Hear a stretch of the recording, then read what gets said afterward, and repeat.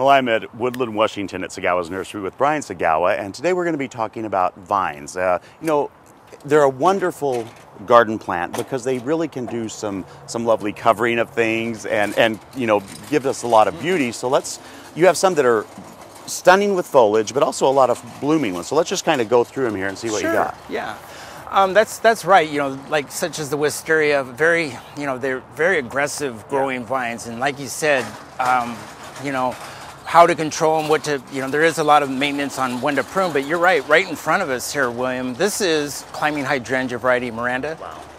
It's not so invasive where you're going to get stuff coming up from the ground or all over. It actually can take like a dry shade over say a concrete step well, or just all these different applications for dry shade. And the foliage itself almost looks like a bloom. It's really quite dramatic. I think that as offers is this a lot. one. This is brilliant color. Yeah, that is. You can see kind of this nice chartreusey green, yellows, golds. A lot of pop on that for early, May and this one April. Is Fiona Sunrise Jasmine. That is absolutely beautiful. You can kind of have the fragrance that the honeysuckles, wisterias. Well, now this looks almost like some type of a tomato bloom. Close, but it's actually potato vine. That's what it is. Yeah, that's the blue one, and kind of a nice, thick, coarse. Not really. It's got viney growth, but it's really, we put it in the vine section. But you can see it's just kind of a stiff stem actually. But you can put that on a trellis, an arbor. Sure, and a lot of the Lanisteras, the honeysuckles, over time get pretty thick stemmed too, so you can shrub them up almost like instead of a vine as a shrub. But tell us about these. Very true. They're very versatile, shrub or vine. But this is Gold Flame, and right behind it we have the Mandarin. Wow. Kind of newer honeysuckles in the last I don't know how many years, but fragrance along with, you can see that a range of colors. Yeah, you got the orange with the pink, and just a lot of flowers per. And quite a long bloom time, too. I think it does have a long bloom time. That's, the honeysuckles are not re-blooming, but they do sure have a long bloom time. And the bigger the vine, logic would tell you the more blooms you'll have, so it would appear that you even have longer blooms. Right over here is a couple more beautiful golden colored ones. Let's talk about these. Yeah, more golden and the greenish chartreusey thing. The golden hops, it's been around for a long time, but you can see when it first comes out, boy, it's...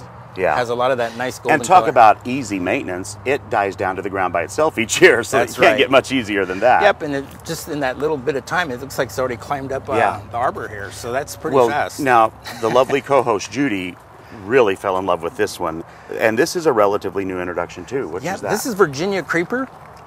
It's just now unleafing with all the bright colors, but it does hold. There you go, right there, William. You can see it goes back to the green and white.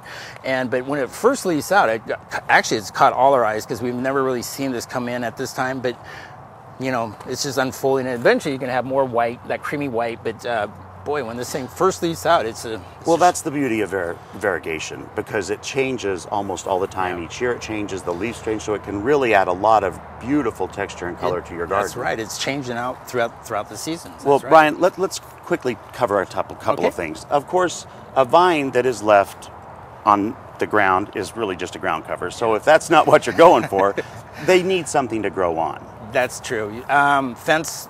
Cyclone fences is common. I don't really recommend it, or even a wooden fence. When sometimes changes happen, fence lines change, but there's trellis.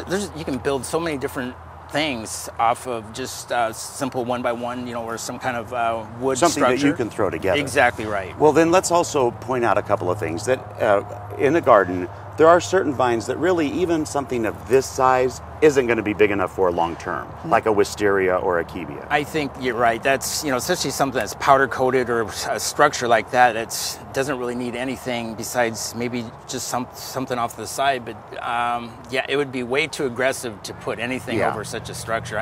It would work, but sometimes you have to be cautious. You have to use a little prudence. Yeah, that's right.